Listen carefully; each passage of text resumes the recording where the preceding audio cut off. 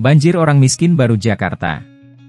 Maraknya pendatang baru ke Jakarta dianggap menjadi beban tambahan bagi APBD. Sebagian dari mereka banyak yang akhirnya bekerja sebagai manusia silver, manusia gerobak, manusia karung, dan badut mampang. Kenyataan hidup di ibu kota tidak semanis yang Roshidin, 19 tahun, bayangkan. Sejak merantau dari Lampung ke Jakarta tahun lalu, ia merasa hidupnya masih saja sulit. Sebagai pedagang kebab, pria lulusan sekolah menengah atas ini hanya bisa mendapat penghasilan 3,5 juta rupiah per bulan.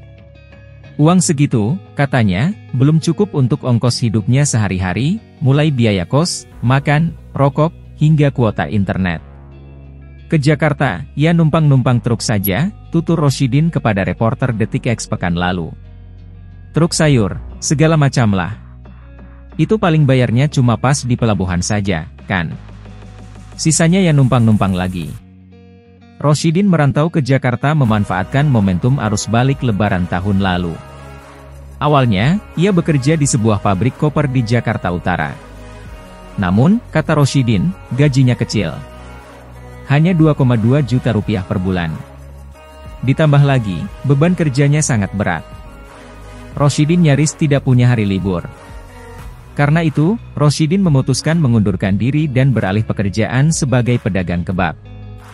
Roshidin tidak punya banyak pilihan lain. Minimnya keterampilan dan latar belakang pendidikan membuat Roshidin harus berusaha jauh lebih keras dibanding orang lainnya agar bisa bertahan hidup di Jakarta. Apalagi, kata Roshidin, biaya hidup di Jakarta jauh lebih besar dibandingkan di Lampung. Di Jakarta makan sekitar Rp40.000 sehari. Kalau di Lampung kan Rp10.000 saja sudah bisa kenyang, ujarnya. Banyak perantau bernasib serupa dengan Roshidin. Data Dinas Tenaga Kerja, Transmigrasi, dan Energi, Disnaker Trans, DKI Jakarta pada 2020 hingga 2022 menunjukkan 34–40% pendatang baru di Jakarta berpotensi hanya mengisi pekerjaan berpenghasilan rendah. Dalam kata lain, banyak perantau yang berpotensi memiliki penghasilan di bawah upah minimum regional, UMR, Jakarta, yang saat ini sekitar 4,9 juta rupiah. Sekretaris Disnaker Trans DKI Jakarta Hedi Wijaya mengatakan hal ini terjadi lantaran banyak perantau yang datang ke Jakarta dengan bekal keterampilan minim. Di samping itu, mayoritas pendatang juga merupakan lulusan sekolah menengah atas ke bawah. Inilah, kata Hedi, yang menyebabkan banyak pendatang kesulitan bersaing di pasar tenaga kerja ibu kota meski kesempatan kerja di Jakarta terbuka sangat luas.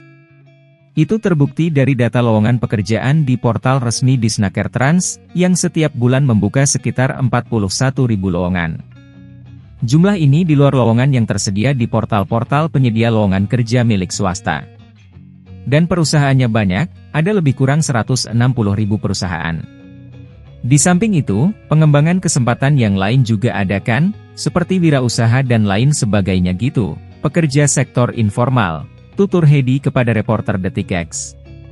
Kepala Dinas Kependudukan dan Catatan Sipil, Disdukcapil, Jakarta Budi Awaludin mengatakan, jika dilihat tren 3 tahun terakhir, 78–80% pendatang baru Jakarta memang merupakan lulusan setara SMA dan SMA ke bawah.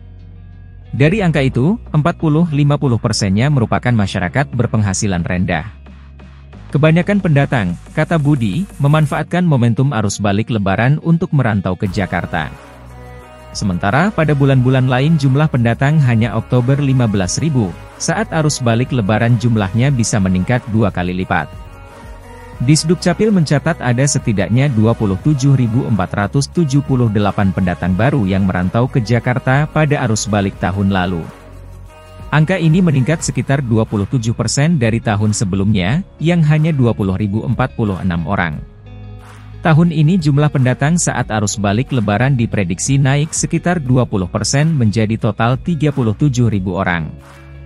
Jumlah pendatang baru ke Jakarta pada 2022 mencapai total 149.546 orang.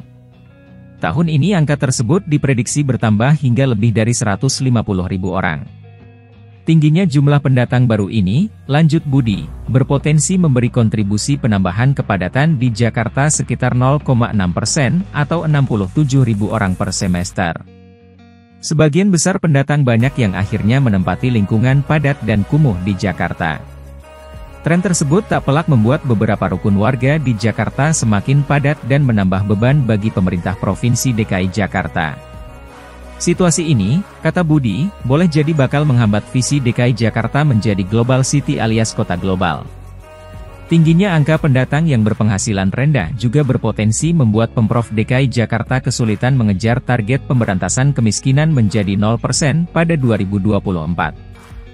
Karena itu, menurut Budi, sekarang pemerintah provinsi perlu memberi perhatian khusus pada situasi pendatang di Jakarta. Karena, kalau tidak, akan semakin banyak nantinya yang manusia gerobak, manusia silver, manusia karung. Jakarta akan semakin kumuh nantinya, Budi menambahkan. Penjabat Gubernur DKI Jakarta Heru Budi Hartono, sejak Februari 2023, sejatinya sudah menyoroti banyaknya pendatang baru berpenghasilan rendah dan minim keterampilan ini.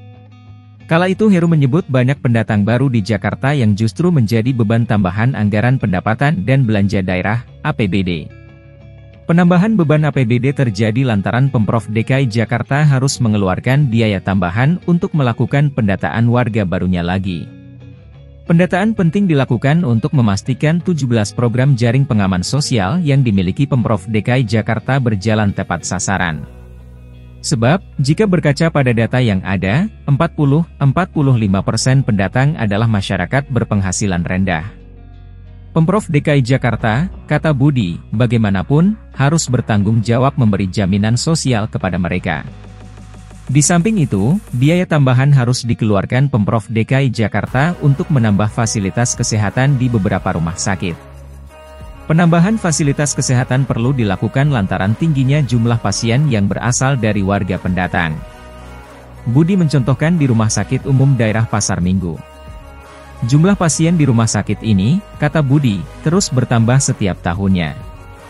Dampaknya, Pemprov DKI Jakarta harus menyiapkan anggaran untuk menambah kuota kasur rumah sakit agar bisa memenuhi penambahan jumlah pasien tersebut.